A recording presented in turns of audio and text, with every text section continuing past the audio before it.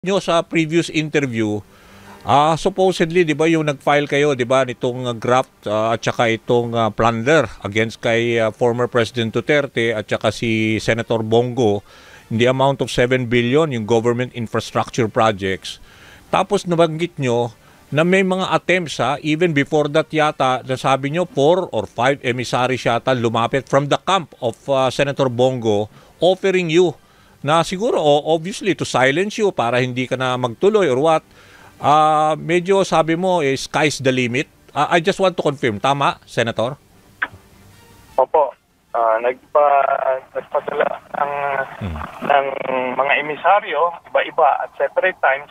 Mga kakilala ko po, mga kilala nyo ko po ang ginamit na mga emisaryo. Okay. Kaya ang iniisip niya, mas magiging receptive ako sa mga ganong offer. Okay. Kaya ganon ang ginawa niya. Ano yan?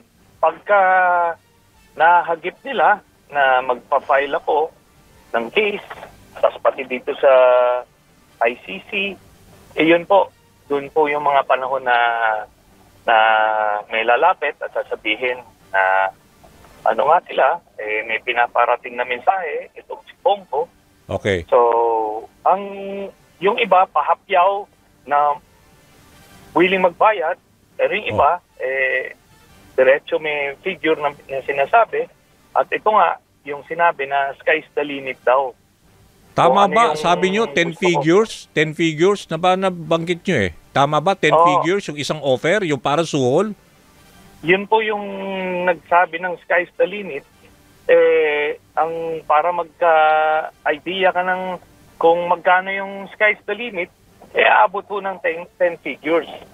Kaya sabi nga. ko, pasensya ka na. Sabi ko, alam mo, kung kilala mo ako, hindi mo iaalok yan. Kasi alam mong, hindi ko papansinin yan. At dun nga sa isa, sinabi ko pa, dahil dyan sa ginawa niya, mas aagahan ko pa yung pag-file.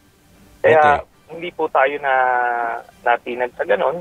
Kaya, nandito po tayo. So, ibig sabihin, sa ICC, tsaka sa local courts, kinasuhan natin siya. Oo, pero kino-compute ko 10 figures, ibig sabihin 1 billion piso ang suhol.